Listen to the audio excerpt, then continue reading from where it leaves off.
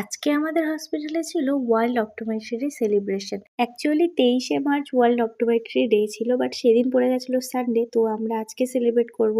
আর আমাদের 9টায় আসতে বলা হয়েছিল, আমার লেট হয়ে গেছিলো, তাই আমি তাড়াতাড়ি করে চলে আসি। এসে অ্যাপ্রন পরে নিই। আর এখানে শুরু হয়ে যায় লিফলেট দেওয়া আর চকলেট দেওয়া পেশেন্ট পার্টিদের। আর এখানে ডেকোরেশন তো চলছেই। আসলে সকলে মিলে ডেকোরেশন করব, এইটাই সব থেকে মজার। এই যে আমাদের সঞ্জীবনী লাই, এখানে বেলুন ফুলে গেছে সবগুলো। আর এবারে আমি কিছুতেই হাত দিইনি, শুধু ব্লগিং করছিলাম, সেটা ছাড়া আর কিছুই করিনি।